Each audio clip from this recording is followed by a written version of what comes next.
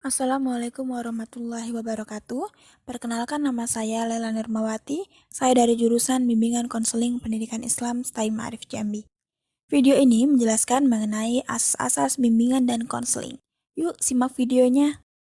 Yang pertama adalah asas kerahasiaan.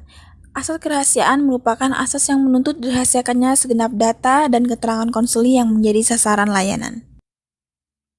Dalam hal ini, konselor atau pembimbing berkewajiban penuh memelihara dan menjaga semua data dan keterangan itu sehingga kerahasiaannya benar-benar terjamin. Karena ada kalanya konseli akan enggan membicarakan masalahnya kepada konselor karena ada keraguan akan rahasianya diberitahukan oleh orang lain, sehingga apapun yang sifatnya rahasia yang diberitahukan oleh konseli kepada konselor, maka seorang konselor harus menjaga rahasia tersebut dan tidak boleh diketahui oleh orang lain. Selanjutnya yakni adalah asas kesukarelaan. Asas kesukarelaan merupakan asas yang menghendaki adanya kesukaan dan kerelaan konseli dalam mengikuti, menjalani layanan yang dibutuhkan bagi dirinya. Kesukarelaan ini diindikasikan dengan tingginya motivasi dan keterlibatan konseli untuk mengikuti program BK dalam rangka mengentaskan atau mengembangkan pribadinya. Asas kesukarelaan ini bukan hanya harus dimiliki oleh seorang konseli untuk mengikuti layanan BK, namun juga seorang konselor harus memiliki asas tersebut. Sehingga seorang konselor hendaknya jangan hanya karena terpaksa atau tidak ikhlas dalam memberikan layanan BK. Asas ini sesuai dengan ajaran Islam yang berkaitan dengan keikhlasan. Yang ketiga yakni asas keterbukaan. Asas keterbukaan merupakan asas yang menghendaki konseli yang menjadi sasaran layanan bersifat terbuka dan tidak berpura-pura baik dalam memberikan keterangan tentang dirinya sendiri maupun dalam menerima berbagai informasi dan materi dari luar yang bermanfaat bagi pengembangan dirinya. Agar konseli dapat terbuka, guru atau konselor terlebih dahulu harus bersikap terbuka dan tidak berpura-pura. Asas ini tidak bertentangan dengan asas kerahasiaan karena keterbukaan yang dimaksud adalah keterbukaan dalam menerima saran-saran dari luar bagi kepentingan pemecahan masalahnya. Sedangkan bagi peserta didik, asas keterbukaan ini di sini adalah keterbukaan dalam berbicara jujur tentang dirinya ataupun masalahnya sehingga dapat dilakukan pengkajian secara mendalam. Selanjutnya yang keempat adalah asas kekinian. Asas kekinian ini adalah asas yang menghendaki agar objek sasaran layanan BK adalah masalah konseli dalam kondisinya sekarang. Layanan yang berkenaan dengan masa depan atau kondisi masa lampau. Dilihat dampak dan kaitannya dengan kondisi yang ada dan apa yang dapat diperbuat sekarang. Asas kekinian juga mengandung makna bahwasannya seorang konselor tidak boleh menunda-nunda pemberian bantuan jika peserta didik meminta bantuan untuk diberikan layanan BK atau situasi dan kondisi yang menunjukkan ada peserta didik yang perlu diberikan layanan sehingga seorang konselor tidak menunda-nunda untuk melakukan atau memberikan layanan BK. Yang kelima yakni adalah asas kemandirian.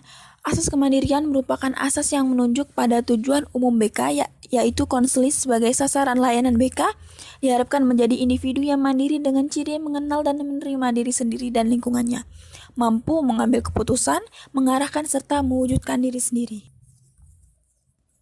Kemandirian dalam hal ini juga berarti seorang konselor harus dapat melakukan proses bimbingan secara mandiri pada saat memberikan bimbingan.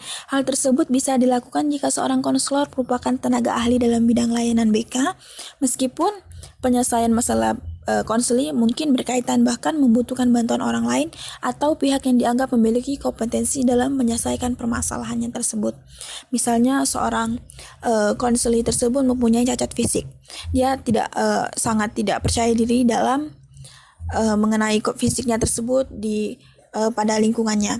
Oleh karenanya kita sebagai konselor harus bisa untuk menumbuhkan rasa semangat hidup dengan cara memberikan pemahaman agar konselor tersebut mengenal dan menerima dirinya dan lingkungannya dan mampu mengambil sebuah keputusan agar konselor tersebut menjadi diri yang mandiri.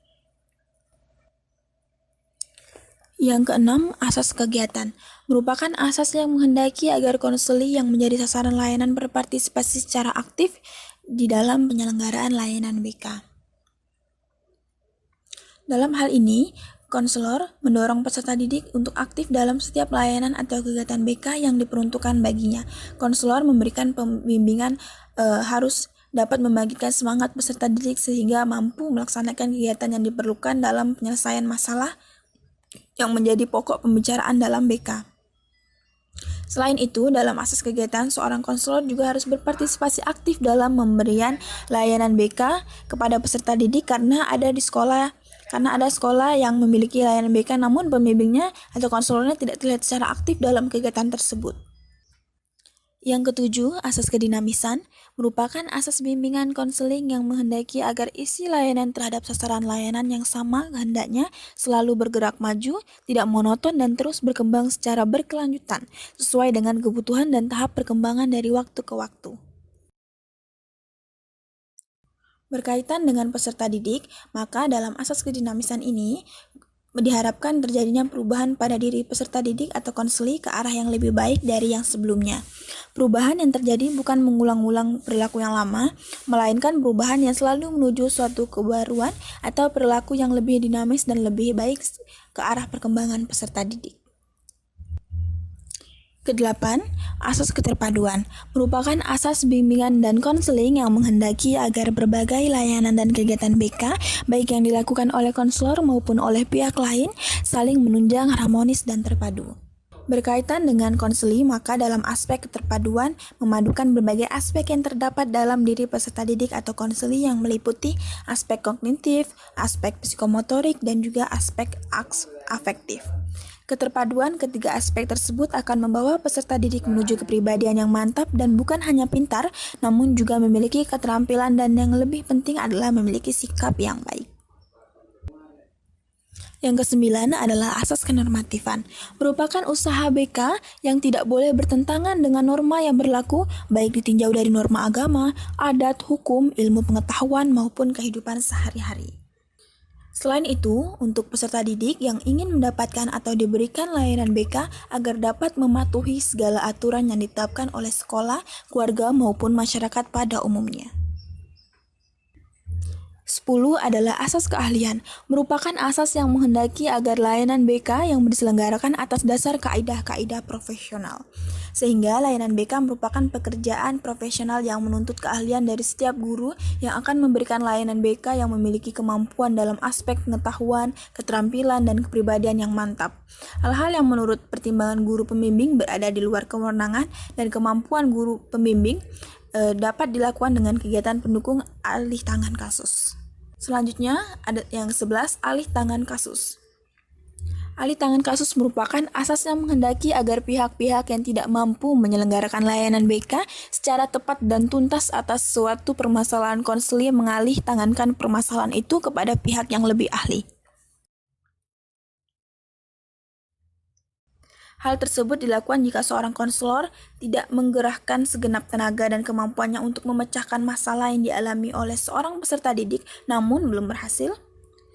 Maka seorang konselor harus melakukan pemindahan tanggung jawab kepada pihak lain yang lebih berkompetensi atau yang lebih mengetahui agar masalah peserta didik dapat terselesaikan. Selanjutnya yang terakhir, yang ke-12, asas tuturi handayani. Merupakan asas bimbingan dan konseling yang menghendaki agar pelayanan bimbingan dan konseling secara berkeseluruhan dapat menciptakan suasana yang mengayomi atau memberikan rasa aman, mengembangkan keteladanan, memberikan rangsangan dan dorongan serta kesempatan yang seluas-luasnya pada konseling untuk maju. Secara keseluruhan dapat menciptakan suasana yang mengayomi, memberikan rasa aman seperti yang sudah disampaikan. Asas ini lebih bermakna jika dilengkapi dengan ingarso sung tulodo in madya mangun karso. Asas ini menuntut agar pelayanan BK tidak hanya dirasakan pada peserta didik mengalami suatu masalah, namun juga sebelum dan sesudah peserta didik mengalami layanan BK secara langsung, sehingga seorang konselor dapat menjadi dirinya sebagai model atau contoh yang menjadi tauladan bagi peserta didik.